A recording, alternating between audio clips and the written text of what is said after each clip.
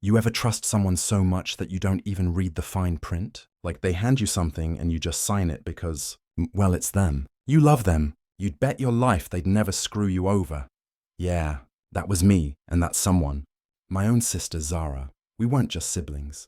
We were ride or die. After our parents passed, it was always me and her against the world. She helped me get my first apartment, even covered rent once when I was short. If anyone asked who I trusted the most, I'd say her, every single time. So when she came to me one night with that sweet little grin and said, "Hey, I've got this tiny plan that'll change both our lives," I didn't even think twice. She made it sound so simple. Just a side hustle, she said. Something that'd set us up for real money. Her voice was calm, confident, the kind that makes you believe every damn word. She told me she just needed my name on some documents, said it would make things look more official. I laughed. What are we doing starting an empire? She laughed too, but her eyes, man, I swear there was something in them, something I didn't catch then, so yeah. I signed. Didn't read a thing. Didn't ask questions. Didn't even blink. Because when it's family, you don't think about betrayal. Fast forward 2 weeks later, I wake up to 20 missed calls, some from unknown numbers, some from work, and one from the bank. Weird, right? I call back. And suddenly, I'm being asked about my company and missing funds. I thought it was a prank. Till I got the email. It was from the bank. Attached were transactions, contracts, all in my name. And then I saw her name right there too. My sister's signature, but never once my approval. I called her 100 times, straight to voicemail. Texted her. Nothing. That's when the fear started sinking in. That tight feeling in your chest like you just swallowed a rock. Then my job called. HR wanted to discuss some legal matters. And just like that, my whole life flipped upside down. The world that used to feel stable suddenly felt like quicksand. Everyone looked at me like I was a thief. And Zara, she was gone. Just gone. But here's the crazy part. Before she disappeared, she texted me one last time. Just one line. "Don't worry, little bro. It'll all make sense soon." And that's when I realized something. This wasn't a mistake. It wasn't some misunderstanding. She planned it. Every piece, every lie, every trust me. My sister didn't just betray me. She built a trap, and I walked right into it. That was the night I stopped being the nice, trusting brother and started becoming something else. Someone who wasn't going to let her get away with it. Zara, my big sister, she was that kind of person. You know the type. Could walk into a room full of strangers and walk out with everyone's trust. Their stories, maybe even their wallets if she wanted. She had that kind of charm that made people forget logic. And me, I was the quiet one, the think before you speak type. So when our parents passed, it was like the world pushed us into roles we didn't ask for. She became the loud protector, the planner, the one who always had an idea, and I became the listener, the follower, the yeah, sure. Let's do it, brother. We were close, like real close. We shared everything. Food, rent, secrets, even pain. When I lost my first job, she didn't judge. She cooked dinner that night, smiled, and said, "Don't worry, bro. I got us. You'll bounce back." That's who Zara was. At least that's who I thought she was. So when she came to me that night, holding 2 mugs of coffee and a folder full of papers, I didn't see the red flags. I saw family. She sat down at the kitchen table, hair in a messy bun, laptop open, numbers all over the screen. She looked stressed but excited, like she was about to pitch to an investor. And then she said the words that started everything. "Hey, let's start a business together." I laughed at first. "Z, I barely balance my own budget and you want me in business?" She grinned. "That's the thing. You won't have to do anything. I'll handle it all. You just gotta be my co-founder on paper. Helps with the licenses and funding. Makes it look professional, you know?" I remember sitting there, half listening, half scrolling my phone, nodding along, because that's what I did. I trusted her. She kept talking about clients, easy returns, passive income, building something for our future. Every word sounded good, and every trust me hit different when it came from her. Then she slid the papers across the table. "Just your signature, here and here," she said casually. No hesitation. No pressure, just that familiar smile that had bailed me out of trouble so many times. So yeah, I signed. Didn't read a single line. Not one. Because when it's your sister, your blood, you don't think she's setting you up for a nightmare. You think she's doing something for you. Not to you. Looking back now, I wish I'd seen the cracks. The way she avoided eye contact for a second when I asked what the company was called. The way she said, "It's complicated," when I asked what we'd be selling. The way she changed the subject when I said I wanted to tell my friend Mark, who worked in finance. But I didn't question it, because that's how betrayal works. It hides behind love, waiting for the perfect moment. For a few weeks, everything seemed normal. She'd go out early, come home late, talk about deals and meetings. She even bought me a new phone one day, said it was a business expense. I laughed it off, said, "Damn, I like this CEO life already." And she just smiled, that same calm, dangerous smile that I didn't yet know how to read. Then came the night that still replays in my head like a glitch I can't fix. We were watching TV, some random crime show about corporate fraud.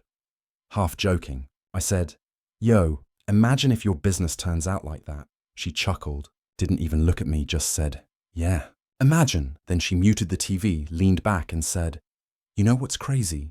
People only get caught when they get greedy." I laughed, thinking it was just a random thought. But she looked serious, too serious.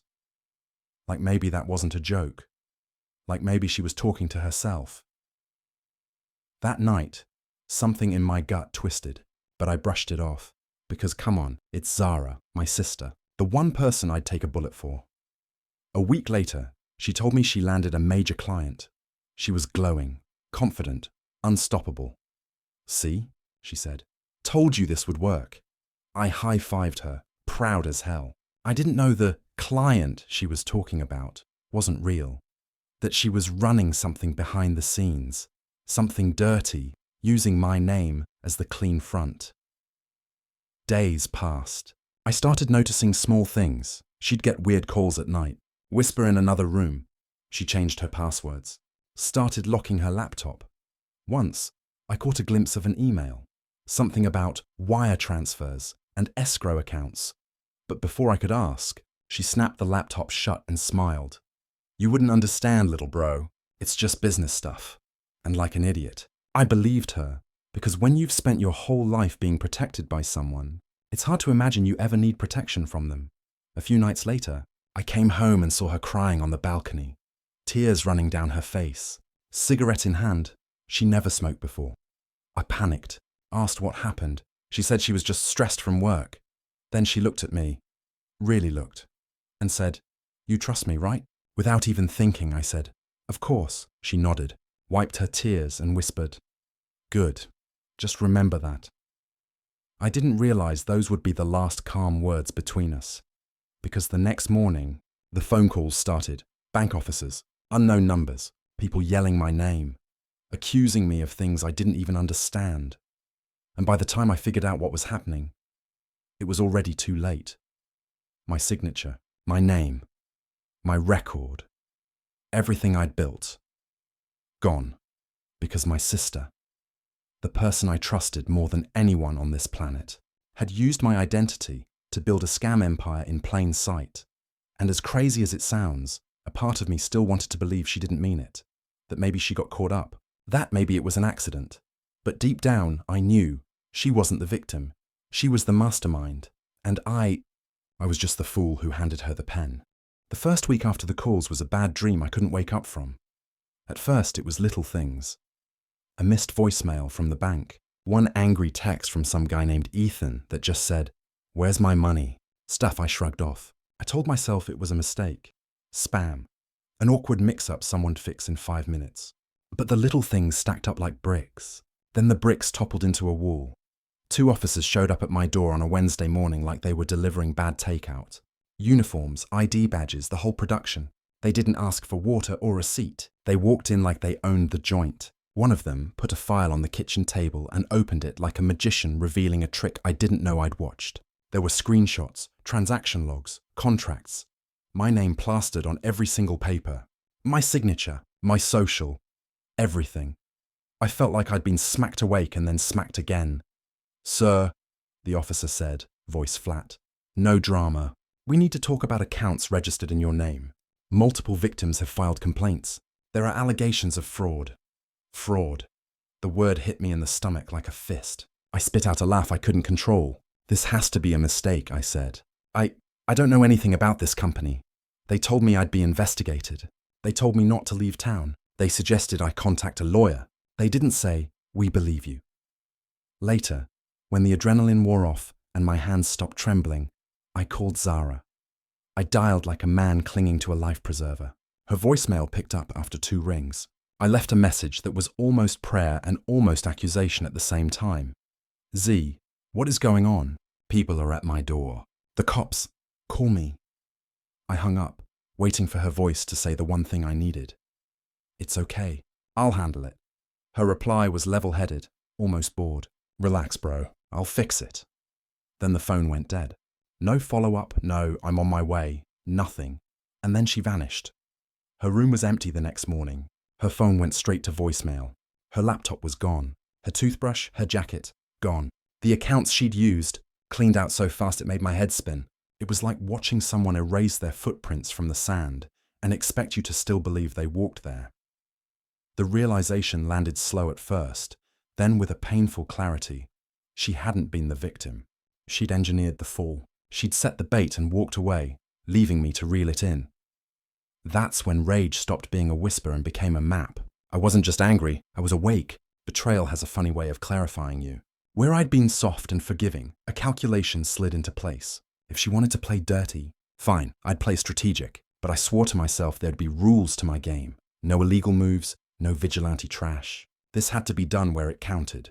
Public, legal, undeniable. First thing I did was gather what I had and what I didn't. I scanned through emails, old texts, her shared documents we'd joked about working on. There were little crumbs everywhere. Names, dates, partial company names, weird email aliases that looked like they were designed to be forgotten. It was sloppy, but it was enough for a start. I printed everything, stacked paper on top of paper until my kitchen table looked like a desk you see in shows when someone's crazy about a case. I wasn't crazy, I was precise. Next, I called a friend, Mark, the finance dude I mentioned once when Zara laughed off telling him. He owed me favors and I wasn't above calling them in. Mark listened while I rattled off the mess. He sighed that particular sigh that means someone switched from sympathetic to useful. Listen, he said, you don't want to touch any of this alone. Let me poke at the accounts. If there's a paper trail, I can pull it. If there's wire transfers, I'll find where they landed.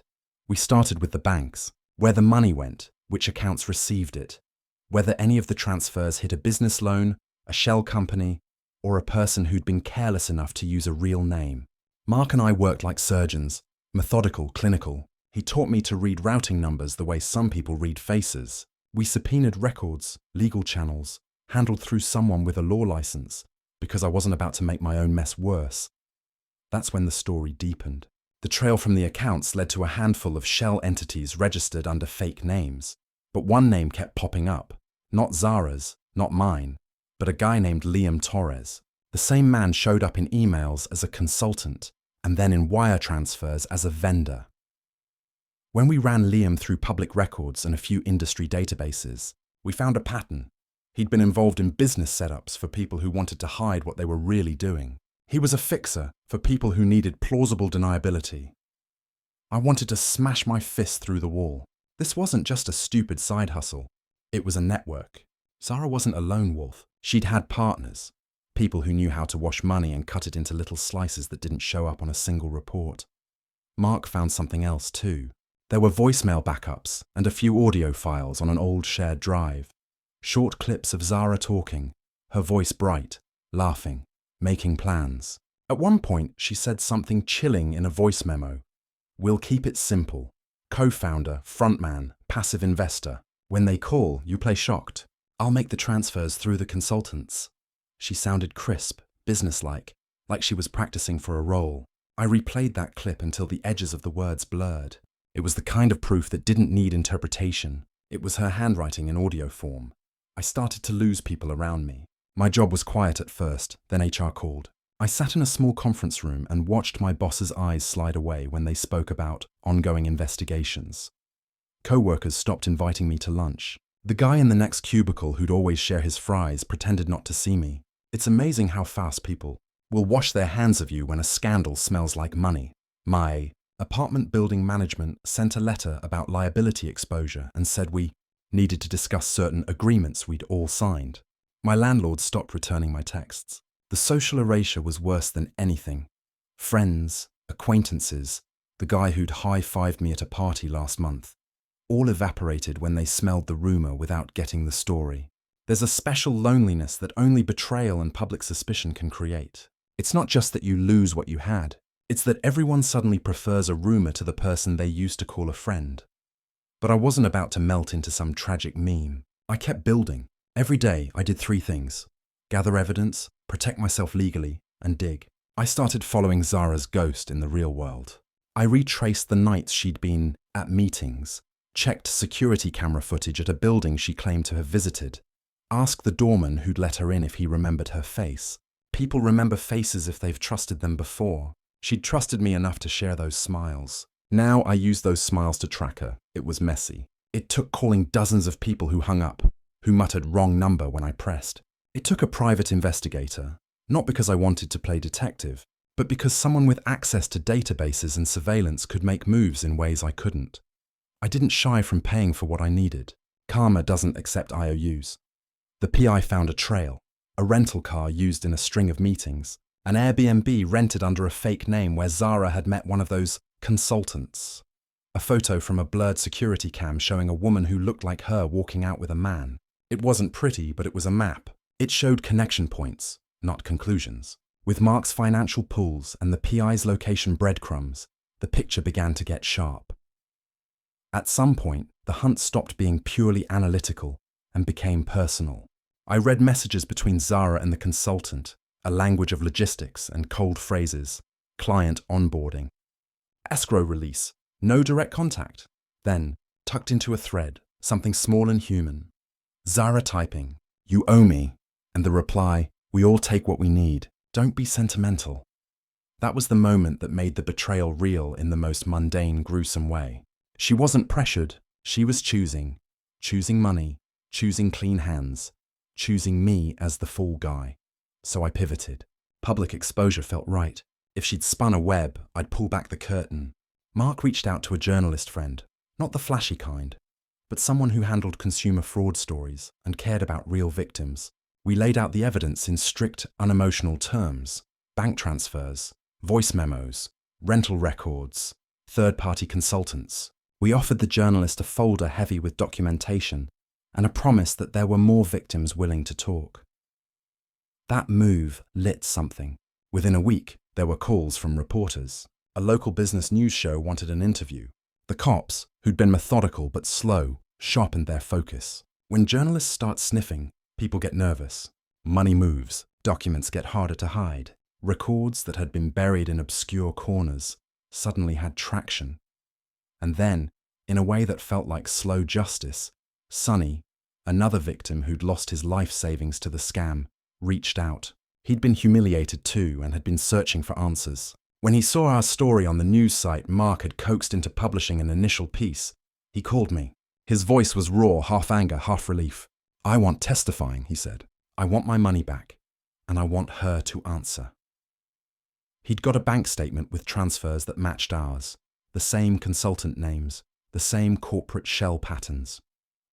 We created momentum that couldn't be ignored. Victims came forward. Threads connected. The cops started to move faster, issuing warrants, executing subpoenas for email servers and payment processors. The same systems that had allowed the money to be washed were surprisingly vulnerable to a coordinated legal approach. Paper trails become ladders if you know how to pull them. All of this, the documentary-like pulling, the late-night calls, the tiny victories, fed my anger and hollowed out a new kind of grit.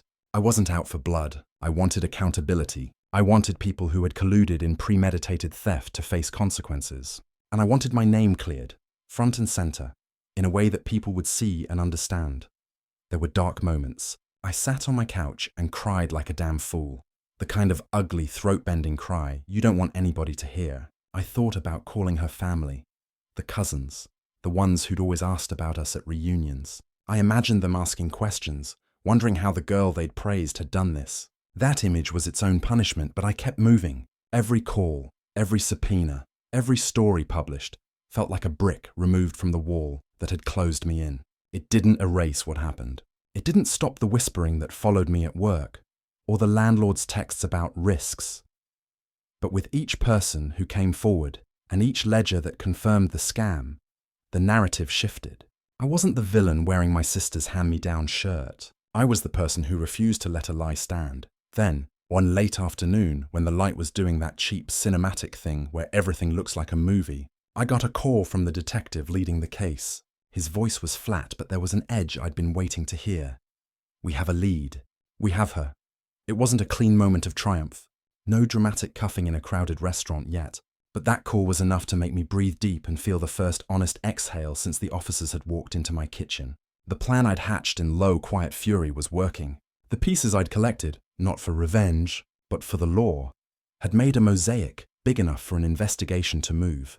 And under that new momentum, one cold truth remained.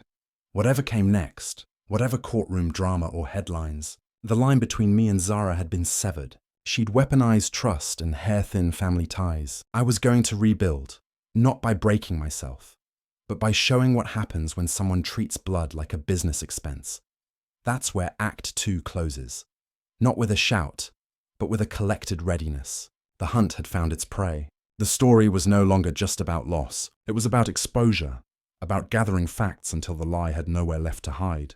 And in that calm, dangerous place, right before the confrontation that would change everything, I felt something I hadn't felt since our parents' funeral.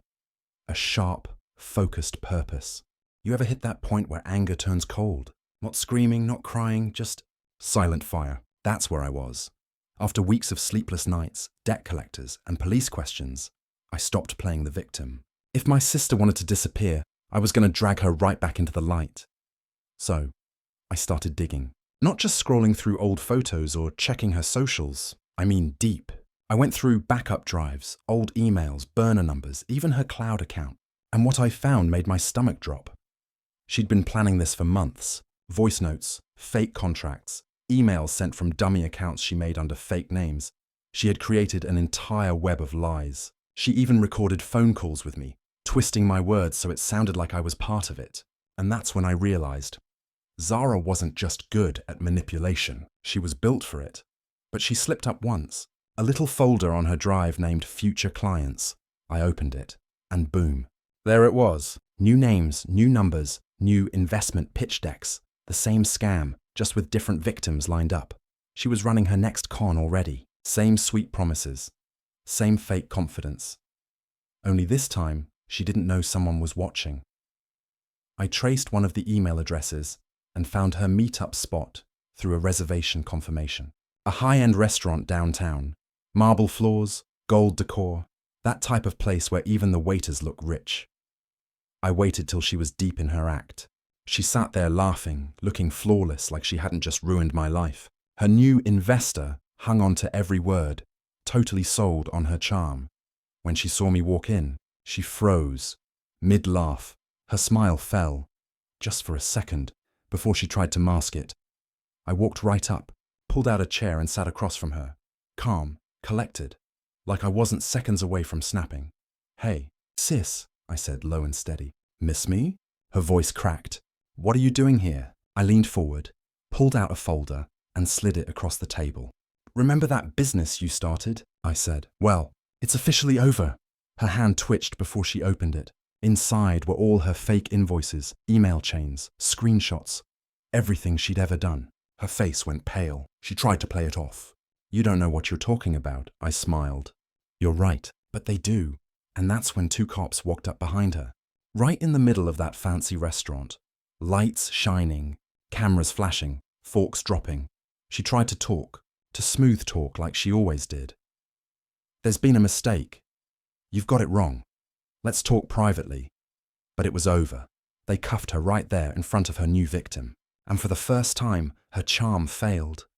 As they led her away, the whole place went dead quiet. All that fake laughter she'd been living off, gone. Just silence. Beautiful, heavy silence. And I swear, in that moment, watching her face finally break, it felt like justice, not revenge. It took months. Lawyers, court dates, sleepless nights. But I finally cleared my name. Piece by piece, I built my life back from the ashes she left behind. Got a new job, new apartment, even started sleeping again without that constant fear hanging over my head. And Zara, she's sitting behind bars now, still trying to play the same old game, sending letters from prison, writing stuff like, "I did it for us. You'll understand one day." Nah, I understand just fine. She didn't do it for us. She did it for herself, for control, for greed, for whatever twisted power she thought she had. But here's the thing. It wasn't the money that broke me. It wasn't even the reputation I lost. It was the moment I realized the person I trusted most was the one who'd built my downfall piece by piece, smiling the whole damn time. That kind of betrayal, it doesn't just bruise you, it brands you. Now, I don't trust words. I trust patterns. And I've learned something most people don't want to admit. Family doesn't always mean loyalty. Sometimes it's just blood, and blood can cut deeper than any knife. So let me ask you something. If your own blood set you up, ruined your life and smiled while doing it, could you ever forgive her? Be honest. Drop your thoughts in the comments. I really want to know. And if you're into stories that hit hard, betrayal, revenge, that raw, real emotion, then go ahead and hit that subscribe button. 'Cause trust me, the next story, it's darker, colder, and twice as personal. You don't want to miss what comes next.